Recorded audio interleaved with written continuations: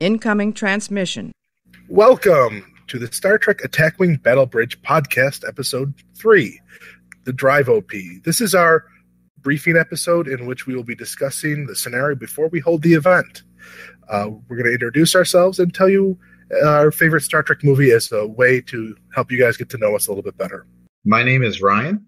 I want to say that First Contact is my favorite because it really is, but that's more of a guilty pleasure. I actually think The Undiscovered Country is my absolute favorite Star Trek movie. Hi, my name is Danish. My favorite movie, of course, is Star Trek II, The Wrath of Khan. I've seen it probably about 35 or 40 times. If I had to pick a favorite among the most recent movies, my favorite of the J.J. Abrams set is Star Trek Beyond. Hi, I'm Pete, and my favorite is The Voyage Home. I know it's not one of the top favorites of other people because it's a little off the beaten path with whales and a hippie Spock, but I'm sticking to my guns right now. Excellent. My name is Chris. My favorite movie is Star Trek Into Darkness. Yeah, right. No, really. It's First Contact. Although I can pretty much watch the new movies repeatedly, whereas the older ones, not so much. But it depends on, I mean, I know it's a tired trope, but I like most of the even ones, even numbered ones, of which I believe First Contact would be by extension.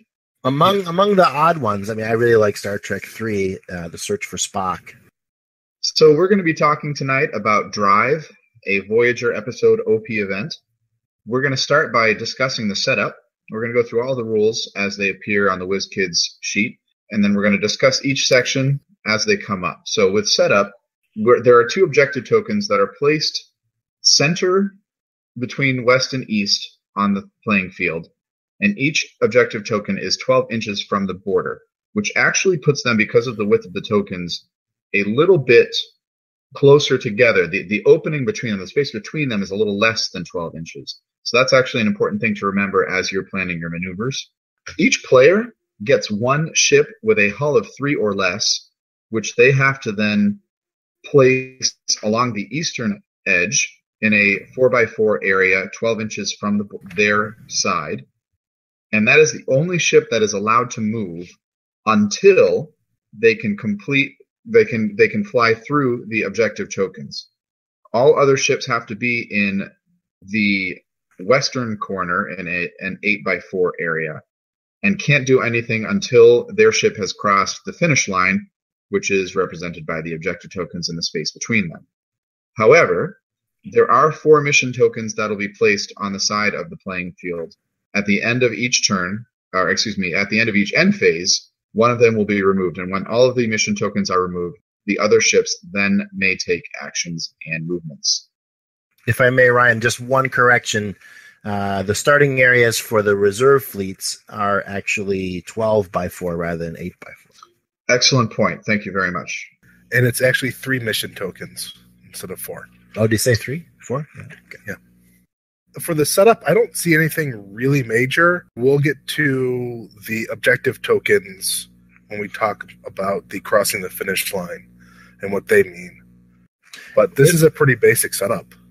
It is. It's not easy. It's not difficult to set up. If your play area is exactly 3x3, 36x36, then the objective tokens should be 12 inches from edge to edge. So it's basically dividing the play area into thirds. Although the objective tokens have no physical reality as far as the game is concerned. Yeah. I do think it's interesting that the racers are within range 3 of each other at the start. But one of the rules does say they can't face each other. In fact, and I kind of like this, one of the special tools I think would be really helpful when playing this event or facilitating it would be a laser level that can be used to extend imaginary lines even longer than the range ruler can, because the base of the ship has to be pointing west, which means that if you extend an imaginary line from the right or left side of the base on your ship, the actual line has to go through the western border. It cannot go through the north or south border. So you can't face your opponent and hope to blow them up first. But there are plenty of ships with a 180 arc, so... Mm-hmm. Yeah. The other thing I'd say about the setup is that they do have to be within range 3 of each other, but they're certainly not within range 1 of each other, no matter what you do. And probably they're not within range 2 of each other either. They could be within range 2 because there should be 4 inches between the 2 starting zones. So they would almost certainly not be at range 3, but they would almost certainly be within range 2. Yeah. Unless you specifically try not to let that happen. Both players would have to try to not let that happen. So now we'll move on to the special rules. For the racer itself, each fleet must include one ship that is considered to be its racer. The ship has to have a hull of 3 or less. It doesn't have to be, for example, a shuttle, and it can't be an attack squadron, but it has to have a hull of 3 or less. Now, during the setup, neither player's racer can be facing directly north or south, and we've just talked about that. And then during the planning phase, a racer cannot choose a maneuver on its maneuver dial with a speed greater than 3 until one or both racers have crossed the finish line or there are no mission tokens left in the stack. 3 mission tokens, not 4, despite what I said earlier. So with the special rules, the racer, because you can only choose a maneuver of 3 during the planning phase, that limits the initial movement. But outside of the planning phase, additional movement is fair game. And I think that's going to be a big issue, or at least so many ways to big get strategy. Moving. I think you're going to see that in the fleets that we have available. Yeah. I think all of us came up with at least one idea where we were somehow likely to cross the finish line, even on the first turn. Yeah. Yeah. In order to cross the finish line, the objective tokens and the space between the objective tokens represent the finish line. These are not obstacles and are treated only as points in space. In other words, they don't offer protection for defense, and they cannot be crashed into. When a ship executes a maneuver in which either the template or the ship's base physically overlaps one of the objective tokens or the space between the objective tokens, it is considered to have crossed the finish line. As a note, if a ship ends up beyond the objective tokens, but neither its maneuver template nor its base overlap to the finish line, that ship is considered to have not crossed the finish line. So you can't go around it. You have to go through it. Yeah, and you can't warp jump past it. Or Yeah, I was going to say, you can't bop over it. You can't warp jump past it, but you can warp jump between it and nick the corner of it. So that actually definitely is a strategy that I think I have 2 fleets, and one of them employs that. I think 3 of us have fleets that make use of something along those lines. The drawback, and I guess we're not talking about our fleets yet, but the drawback of warp jumping onto the line is that that's going to take you more than one turn. Or at least you're not going to be warp jump, you'll be placing it back in during the end phase. So that ship will not cross the finish line first if the other fleet has a way to get across the line in the first turn. True. But that actually brings up a good point, which is a great segue to the next part. In order to win the race, only a ship that crosses the finish line can be considered the winner of the race, but that's determined in one of 2 ways. Either if one racer crosses the finish line and the other does not, that ship that crossed the finish line is considered to be the winner. However, if both cross on the same turn, it's not simply a matter of being the first to move, having that initiative. If both racers cross the finish line in the same round, the racer that ends its move closer to the western edge of play is considered to be the winner. So if you can move further, even if it's later in that turn, you will end up still being the winner. And that racer then immediately places an evade token beside its ship, and that is not considered a free action. So even if you have an auxiliary power token, you can still take that evade. It's the reward for winning, yes, other than the 10 fleet points that you get for doing so. So the reason for that, I'm guessing, is that if you are the winner, which means you're closer to the western edge of the play area than your opponent, you're almost certainly going to be in your opponent's forward firing arc. So they're taking away the disincentive for winning. I kind of wonder, is this an example of WizKids play testing their OPs? I'm going to guess that it is. I'm going to say no. Simply because if they had, this would be a different OP. You know, I had agreed with that, Chris. I have a list of cons, pros and cons, that as long as my arm. But I actually found 3 really good pros to this OP. And I suppose this is as good a time as any to talk about them, since we're talking about the special rules here. So if you don't mind, I'd like to share those. Sure. That's what we're here for. Well, I was trying to think, people who go to OPs a lot see the same ships. And, it's the same thing in any competitive game like this, Magic the Gathering or a Pokemon or, anything, Warhammer. You see the same strategies, the same things. It seems that everybody follows what happened in Worlds the past time and builds their deck based around that, or their fleet based around that. And so this event does break that up quite a bit. So you're going to see a lot of smaller ships in this game that you would not normally see. You might see a few Enterprises. You might see, or NX-01s, excuse me. You might see the Delta Flyer. You might see the Equinox, or even the HMS Bounty, the Robinson, the Valiant, the Jaeger. All these ships have 3 hull, and all of them could be built around to build an effective racer. That also means that you can't field that one extra fighter squadron. So this is going to break up that overuse of fighters, which has plagued us recently.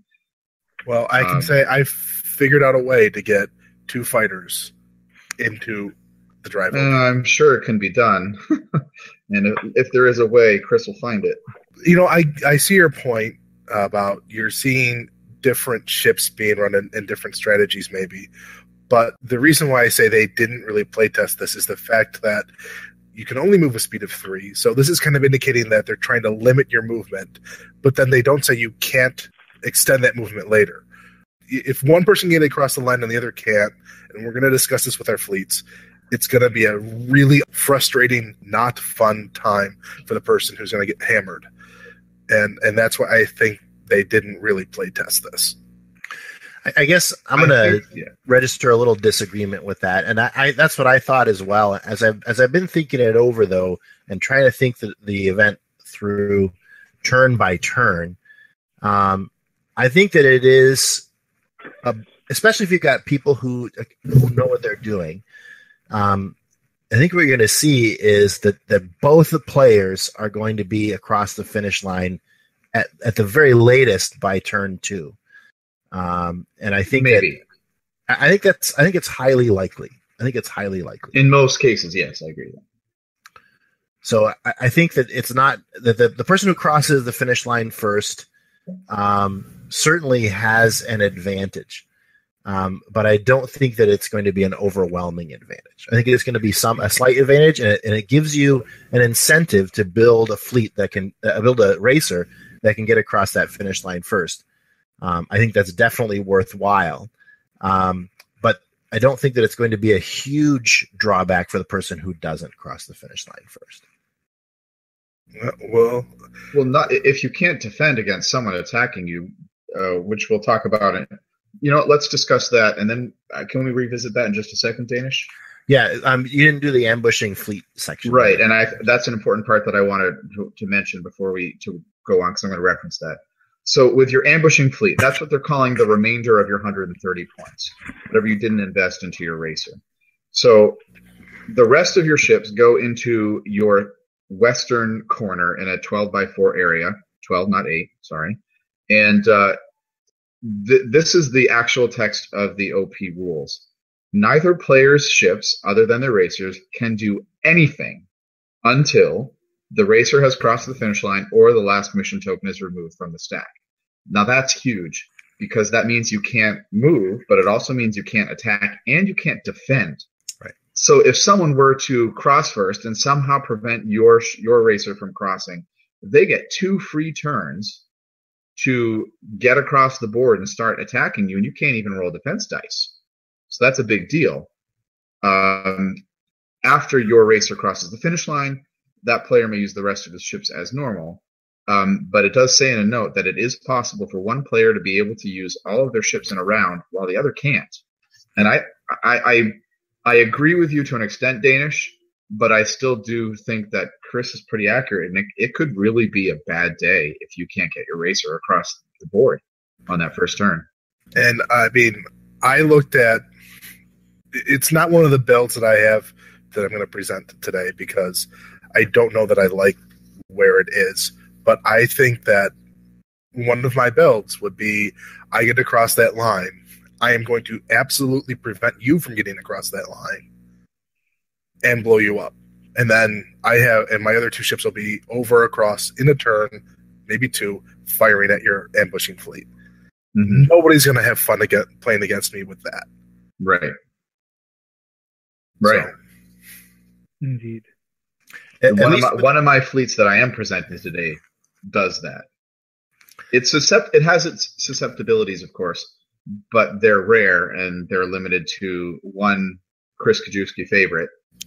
Yes, Jennifer Sisko. Mm-hmm. I don't have all the control cards that you guys have, so maybe I'm not seeing it. But typically, the ships with 3 or fewer hull have a lot fewer slots to plug upgrades into, and I think that's sort of a limiting factor to what you can do to both control and destroy your opponent's racer. I think if you control it, you don't need to destroy it. You just need to set it on a path that it can't right itself in 3 turns on. Yeah, that too. Which features into one of the builds that I'll present in a little bit. A Ferengi build. Well, one of the ships is Ferengi, anyway. It's close enough. All right. All right, so as an objective, moving on. As the objective, you are to destroy all of your opponent's ships.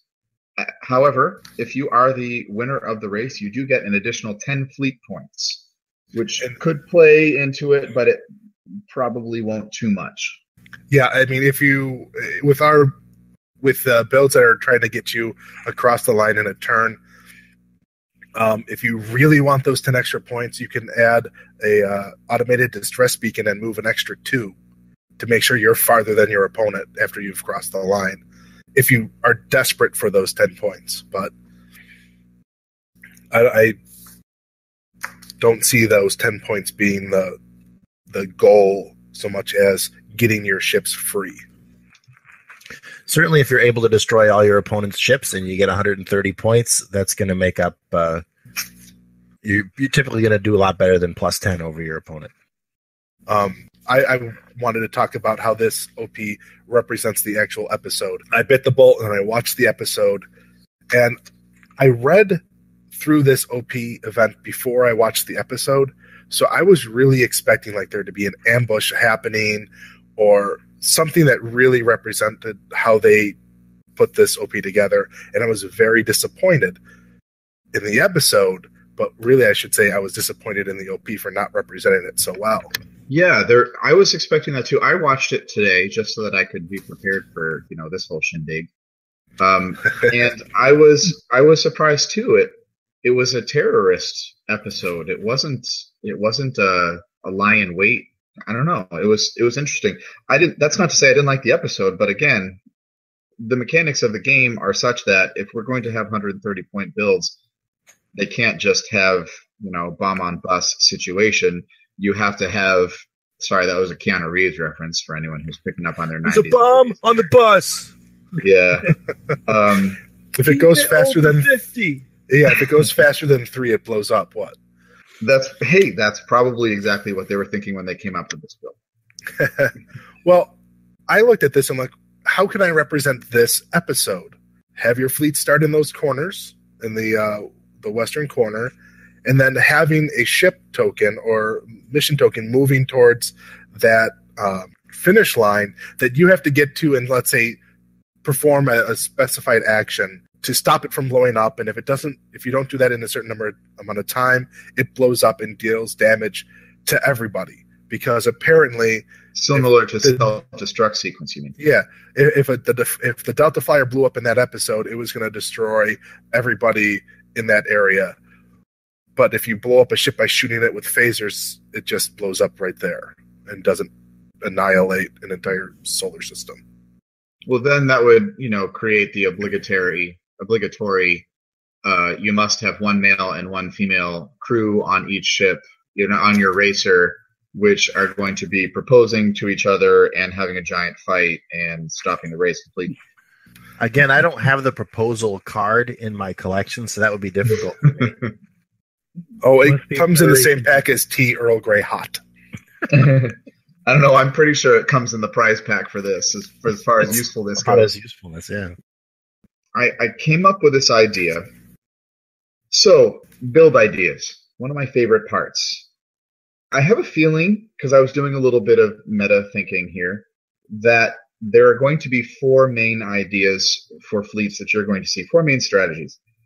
I think that the most obvious one is to be the fastest racer. It's the one that's going to actually follow the rules of the OP without being extra cheesy. However, I don't see it being completely successful for reasons we'll come up in a little bit.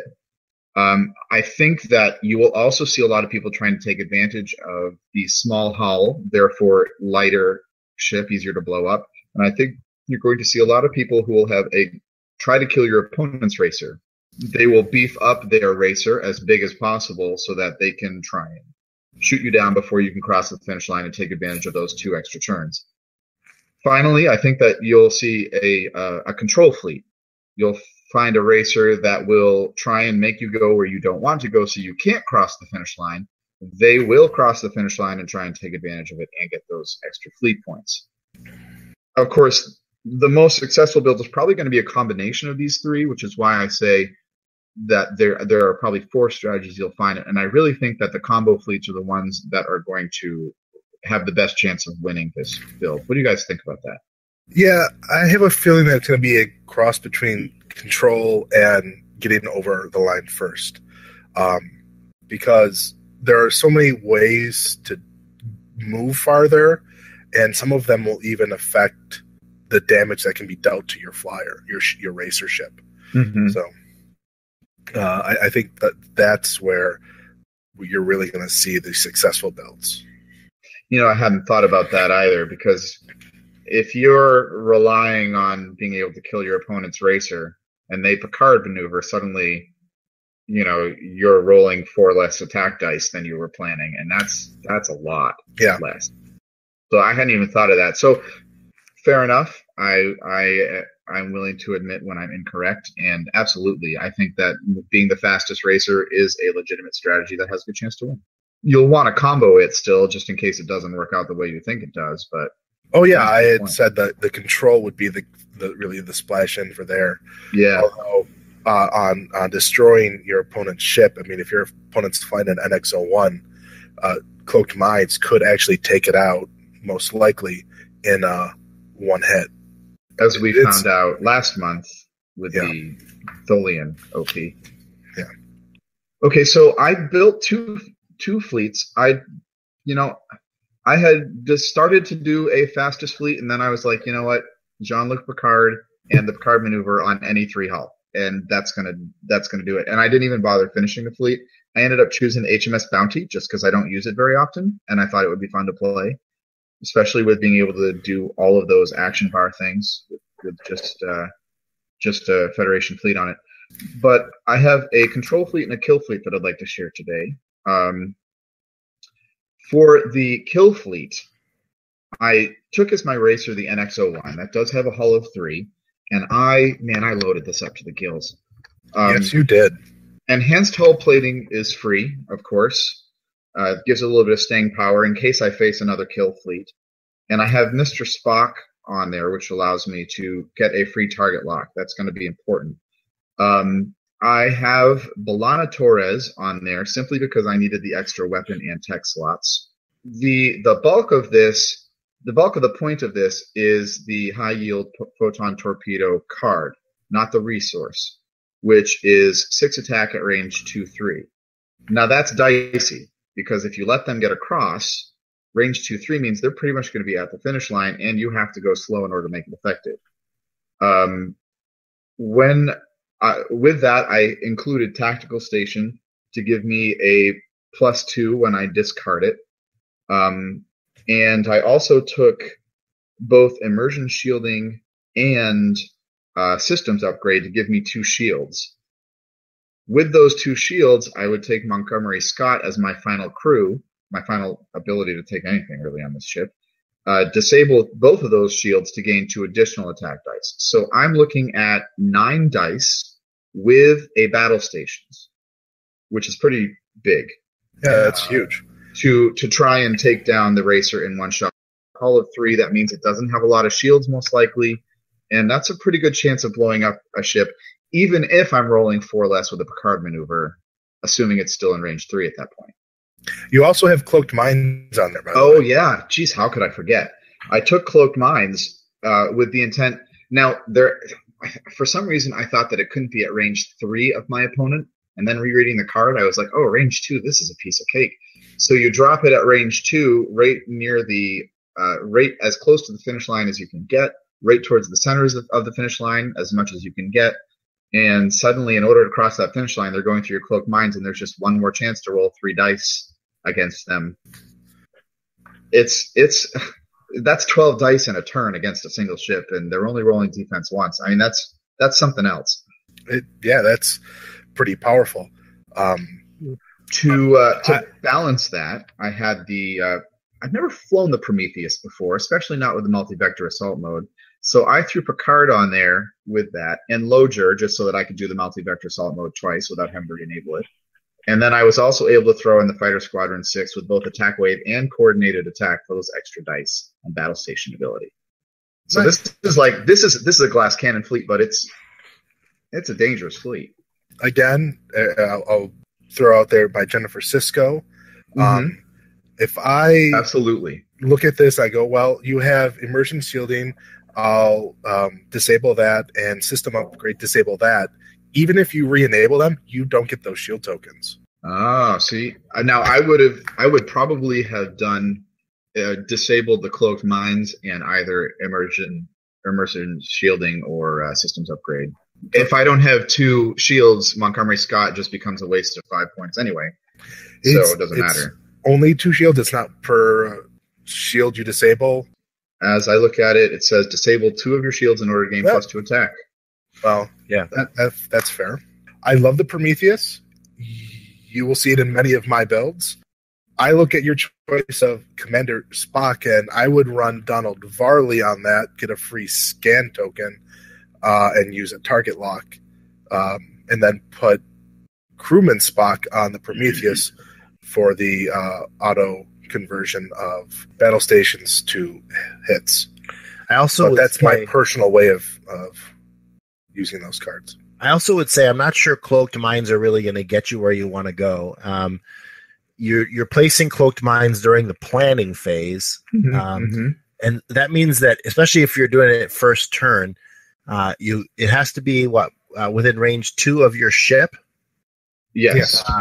So range 2 of your ship, cloaked mines are not going to be anywhere near the finish line. They're going to be not even halfway to the finish line. No. But if you put them at range, at range 2, and your opponent movement. I actually just listened to another podcast. I listened to State of Federation. They talked about cloaked mines. If you do a movement of 3, that's going to put you into those cloaked mines, that area of effect. So cloaked mines is great. It could take out an NX-01 in one roll. So then you're placing the cloaked mines over near your opponent's ship. But where are you going to put it? You can't put it within range. You can't put it within range 2 of an enemy ship. It has to be within range 2 of your ship. And if you're placing it during your first planning phase, there's not really any place you can put that except maybe midway between your 2 ships, north to south, and range 2 up in front of you. Right. Yeah, now, if I might ask a question, only a tip of it has to be within range 2 of the ship, correct? It can extend beyond range 2. Correct. Yes. So if I do that, and because it makes kind of a crescent shape, if I can reduce the shape of that wavy shape of it, it makes kind of a crescent shape. So I take that little bit that sticks out on the one end, like the stem of a banana, and I place that in my range 2 circle and kind of curve the banana around your range 2.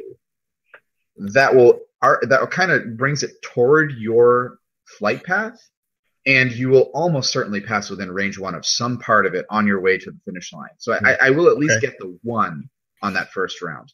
Okay. Definitely. I think that in some cases we're going to see cloaked mines on top of cloaked mines. So each player has them doing the exact same thing. This could be a really ugly OP. Yeah. Yeah. I think I have to do some rethinking on fleets and strategy here, because I was just thinking, hey, I've got cloak, I can sort of shift and move, but yeah, I'm not getting anywhere near the finish line at this rate. Solid build for that kill fleet. I mean, as with any fleet, there are gonna be ways to counter it. Absolutely. The best way to counter a kill fleet is going to be, however, a control fleet. Yeah. I have a Corbinite maneuver. I have one more comment on your kill fleet. I would suggest the Hideki fighters to put Gaylor class phaser banks on them rather than Squadron 6, so you get in range 3. Because you're only at range 2 with the. I was thinking about that, fighters. but I want those battle stations with all those dice. I felt that outweighed it a little bit for me, which is why I chose the Fed 6. So that's that build. Now, in terms of the control fleet, I actually went out and purchased, just in case I decided to play this, Quark's Treasure, because I think that this is probably a really good chance. Now, again, it is very susceptible to Jennifer Sisko, which is really making that card a lot more essential for this particular build, or this OP, excuse me. One of the things that I like about Quark's Treasure is you don't assign a faction penalty to any crew or tech. So I throw B'Elanna Torres on there, and suddenly I've got an extra weapon and tech slot that I did not have. But I actually don't even need them, because I'm going to use the Thought Maker to make you do a hard 2 away from me. So you can't attack me, therefore your kill fleet is negated. And you also are not facing the finish line. And by the time you're going to be able to right that ship and get it pointed in the correct direction, it's almost certainly going to be over. However, that didn't really get me across the finish line, so I threw Inversion Wave on there. Now, this is what's great about Inversion Wave as compared to, say, Warp Jump or Transwarp Conduit. This occurs instead of a normal move. So I'm removing myself during the movement phase, and I'm placing myself during the movement phase. And it has to be within range 1-3 of my current position. But I can get myself to the finish line on that first turn if I set up exactly 4 inches away from the eastern border. Very nice. Yeah, I looked at that like, wow. Even if I try to use a control fleet on that, you can't do it. Now, that's the other thing. I took the Ferengi generic captain because I want to make sure I'm going first. If anyone gets to go first, this fleet doesn't work. But if I get to go first, and with such a low Ferengis, like I think the only ones after them are Vulcan and Mirror, I believe. So Ferengi is so low on the list, and I have a 1-skill captain. I will go first. I will change your maneuver, and then I will warp jump, and it will be over for you. Definitely going first is pretty key in this OP, I believe. Yeah. Now, a comment on Quark's Treasure. You're using B'Elanna only for the tech, right? Because you don't have a weapon on the ship. I can't remember now. And now I actually had initially had other cards on there that I took off so that I could fit 3 additional ships. Because so I've actually I would probably readjust that, take B'Elanna off, and if you don't, you actually need a tech slot. Okay, because it has 2 tech slots. I don't know Quark's Treasure. No, it's got one. It's got 1 tech slot. Then you're looking for Eric Motz, who is a 2-point crew off the Pegasus.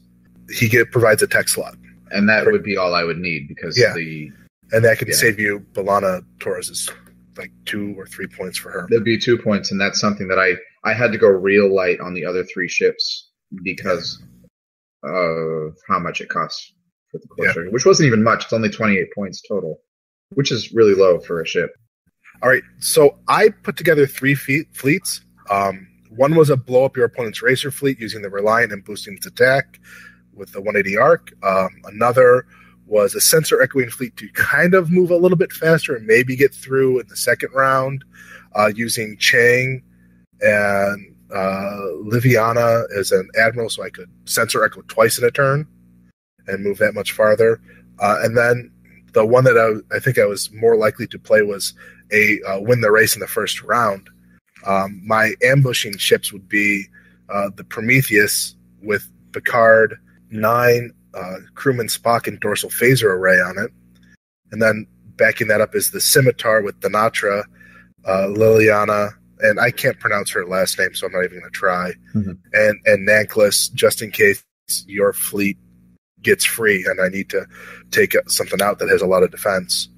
And then my racer would be an NX-01 Enterprise, captained by Matt Decker, because he was the cheapest, lowest skilled captain I could find with an elite talent to have the Picard maneuver on it.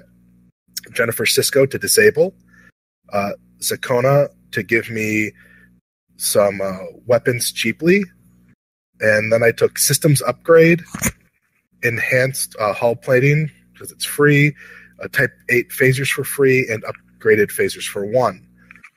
Basically, I'd be using the Picard maneuver to jump in to win the race, and Jennifer Sisko to make sure that you couldn't do the same thing or to mess with the opponent's build. I actually, interesting, in my build, which I'll get to in just a bit, I have a better option than using Matt Decker as the captain for what you want to do there. Okay. Oh, you used the Admiral Decker. I did. Yeah. Well, you're up next. Well, does anyone else have a comment on my... The only thing I would say is if you are going to use a sensor echo fleet, you're going to want to try and turn about 45 degrees, actually angled toward your opponent. Then when you sensor echo 2, you're jumping as far laterally west as possible with each sensor echo. Does that make sense? Absolutely. Oh, yeah. Good point. I thought you had to hit the token directly, though. No, you just have to pass any part of it over in any... Okay. Yeah. You have to pass. You can overlap the objective tokens, or you have to pass at some point between them. There's plenty of different options. Okay. For my fleet, I brought NX-01 as the racer as well, Chris. That's all three fleets so far with the NX-01 as the racer. Yeah. It's a great choice, and it's a great choice because it's of its ability to absorb damage, and it's cheap. It's a cheap ship that can absorb a lot of damage. I brought a no-name Federation captain, but I brought Admiral Matt Decker. What that does is that Admiral Matt Decker actually takes the no-name Federation captain to a skill 0, and adds an elite talent slot. So that, I think, guarantees that this ship is going to go first. Which is a very important thing to be able to do in this event. So no-name captain, Admiral Matt Decker, reduces his skill to 0, or her skill to 0. That was actually my son Timothy's idea, and I thought it was brilliant. Matt Decker as Admiral gives me a elite talent slot, so I get Picard maneuver, which it gets me across the finish line in the first turn. I took Eric Motz in order to give me an extra slot, and of course Jennifer Sisko, so I can muck with my opponent's racer as well. The idea of Jennifer Sisko is to prevent my opponent from either messing with me or getting across the finish line in the first turn. I took micro power relays in order to beef up the NX-01's ability to handle damage, and enhanced hull plating, of course, which is free, and upgraded phasers, just to give it a little bit of teeth there. My reserve fleet starts with the USS Enterprise A with Jean-Luc Picard as its captain. Preemptive strike gives the Enterprise A an additional attack. The idea here is I've crossed the finish line first. I'm going to use the Enterprise A with warp jump to put the Enterprise A right near my opponent's reserve fleet. And then that'll be in turn 1. So in turn 2, the Enterprise A will move forward a little bit and will be able to preemptive strike, throwing 3 dice against my opponent. USS Enterprise A with additional phaser array and upgraded phasers gives me 4 or 5 attack dice for my main attack, and then with additional phaser array, I'm throwing a 3rd attack against the undefended fleet at -2 attack dice. So the Enterprise A is basically throwing 10 dice in 3 attacks at the undefended fleet of my opponent in the second turn. USS Defiant, the Constitution class Defiant 1764 is my 3rd ship with Jonathan Archer as the captain. Make it so as the elite talent that Archer is carrying. Mirror Sulu gives me a free target lock. Basically, Elizabeth Shelby allows me to reroll blanks on defense. Dorsal Weapons Array gives me a 360-degree firing arc, and upgraded phasers also beefs up the Defiance primary weapon value. I'm taking the auxiliary power resource as well because auxiliary power resource is such a flexible, cheap way to do either attack or defense as necessary. I found it to be a fantastic resource. I really highly recommend it. It's a pretty solid fleet, Danish. Yeah. So the thing that I see here is Jennifer Sisko. Love that card. Absolutely. I hate it. Yeah, me too, because I don't have it. That's why. So you have Jennifer Sisko in your fleet. I have Jennifer Sisko in my fleet. They're on the same ship. Yeah. All right. How do we determine which one takes effect first? That's a good question. So, is it captain skill? Well, first it goes to who spent the less on their fleet. If you spend less, you have initiative. We're both at 130. Then it says check page 18 in the rule book. And I'm looking at it, and the best I can come up with is it goes by captain skill, and the higher captain skill would take effect first. Higher captain skill goes first. They have initiative.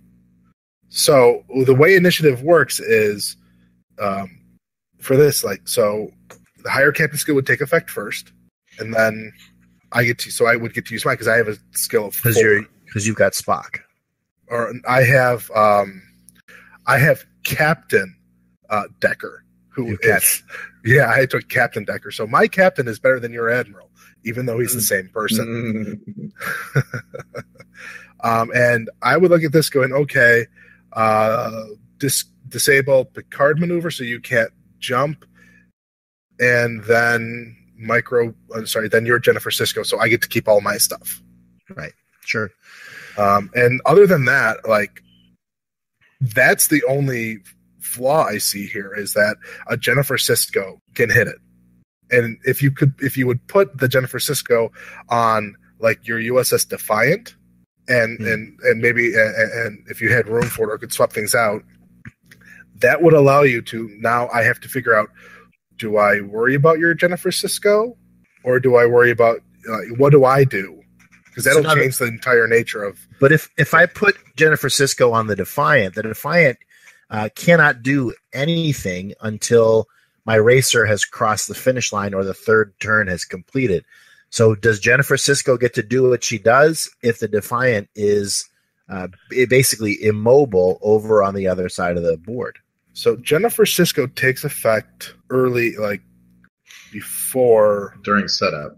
She takes effect during setup, but this is the question that I would have is that the rules say that for the OP say that neither player's ships other than their racers can do anything until their racer has crossed the finish line or the last mission token is removed from the stack.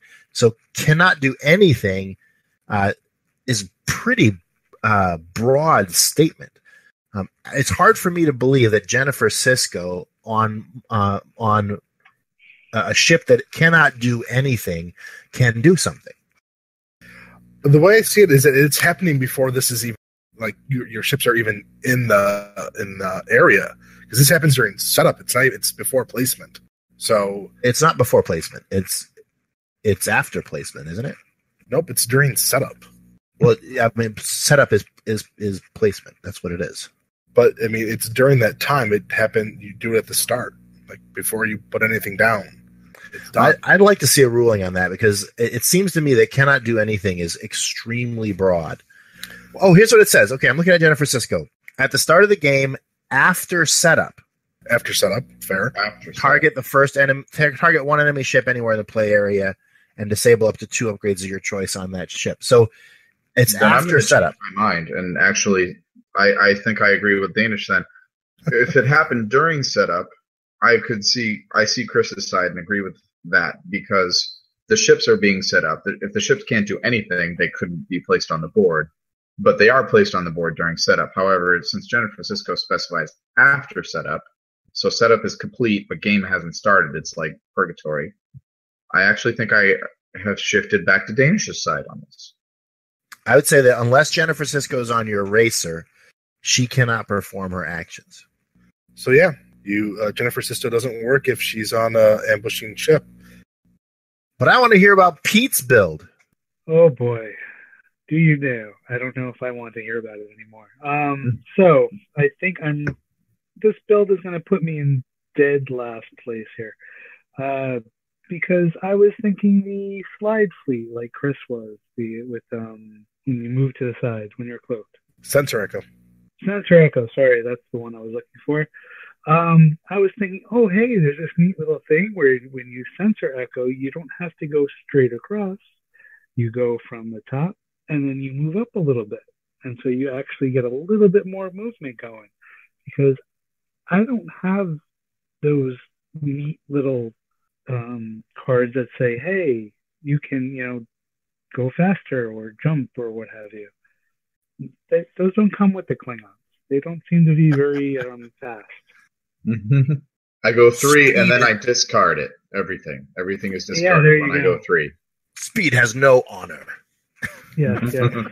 I mean, I would not be surprised if the Klingons to move 3 had to discard or dump their warp core at this point. The rest of my fleet is pretty much mirroring the last fleet that I played with the Zindi. The only substitution being the IKS Rotaran as my racer with Captain Chang for 4 points. Let's see. What did I have? So the Rotaran has a neat little thing. Perform a second maneuver on your maneuver dial with a speed of 1 or 2. But nice. I would need to place an auxiliary power token. And Captain Chang, during activation phase, if your ship is cloaked before you move, you may perform an additional sensor echo action with a 1 maneuver template as a free action. So you take your free action first and then do the action that gives you the auxiliary power token, because you can take your free action prior to your turn, your actual action. Right, but to continue with his text here, but if you do use his ability, which isn't an action and not a discard, I can't believe it. You may still perform your regular sensor echo action after you move. So, challenge with that, I think, is that you don't start the game cloaked, so you'd have to use your ship action to cloak yourself. Right, of course. It wouldn't take effect on the first turn for right. For the second sensor echo, but I was thinking, hey, you know what? Cloak first turn, sensor echo. Next turn, move speed 2, and then I would get ahead at least, by a nose. Right, by a nose. And then the next turn, I would move 2 to get rid of the auxiliary, because for the Rotaran, 2 forward is a green maneuver, and then I can move 4 forward. 4 forward on the movement templates, and then have 2 slides, two sensor echo for the turn. Honestly, I wasn't even. I totally forgot. Like warp conduits and all that fun stuff. I don't have Borg, so I don't have warp conduits. When I look at your fleet, Pete, I think your reserve fleet or your ambushing fleet is excellent, and I think is going to be hard to deal with. Mm-hmm. But I think that your racer is not going to get across the line if anybody has warp jump or one of those other or Picard maneuver, not warp jump, but if they've got Picard maneuver, I think that's going to take them across the line first. That brings up. Oh, sorry. Go ahead.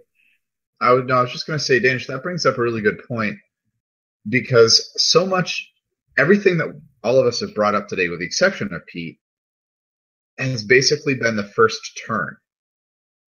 But there's so much more to this particular game than the first turn, even in this OP, which is very first 2 or 3 turn heavy. Yeah. And that's in the long term, Pete's fleet stands a really good chance of beating us, all Right. three of us. Right. In the short term, it doesn't stand a chance, but in the long term, it does.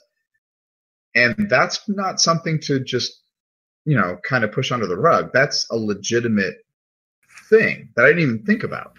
So, Pete, commendations, man. Yeah, as long as he can get his fleet free. Right. That's a lot of us are going to be in danger. I mean, our backup ships in a lot of cases are jumping across the board to get shots off right away. Right. In some cases, I think Danish is firing 14 times in a round, 2 ships. So, yeah. So I mean, Chris, looking at Chris's fleet, Chris has 2 ships in the ambushing fleet. I've got 2 ships in the ambushing fleet, and Pete has 3 in his ambushing fleet, and they're throwing good dice. So if Pete can get his ambushing fleet loose, then Pete's got a good chance of winning the game. But if Pete can't get across that finish line in the first 3 turns, or even the first turn, I would say, then Pete's ambushing fleet is going to face some difficult times in the second turn. And you do have general orders, Pete, as well. So that's going to give you that one free action there in that first turn, which is going to help you out, at least with staying power, until you can get across the finishing line. Right. General orders is the resource that gives you a 5 tokens worth of battle stations. If you're in an opposing ship's forward firing arc. Right. Yeah. So, like I said, I may have a little bit more rethinking to do on this fleet since, again, like as I was thinking racing, everyone else was like, I'm just going to teleport. Well, I mean, I've got Picard maneuver, which actually doesn't teleport, but you kind of zip through. But I think if I was you, Pete, I would rethink your racer, but I'm not sure I would rethink the ambushing fleet. You got some good stuff there. Plus, now that I know what your ambushing fleet is, maybe I can tweak mine to kill yours. So don't change it. Yeah, you guys can only use the fleets that you posted here. I get to change mine at will. Oh, this is a problem because there are like 3 cards I don't even have. That you put in your build? Yeah, I wasn't planning on flying either of these builds.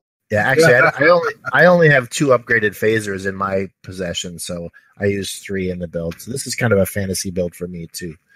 And actually, just as a note, I did play test this, and I will be changing my racer from the NX-01. I think there is another viable racer to use.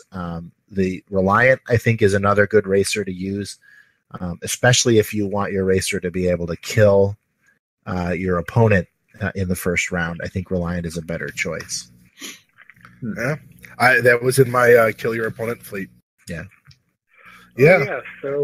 So now we're going to throw it over to Pete in our news station. Tell us what's going on. Sorry, we blew our budget on so there's no news chopper. But anyway, we will be holding our Drive OP event at the Dragon's Den in Poughkeepsie, New York.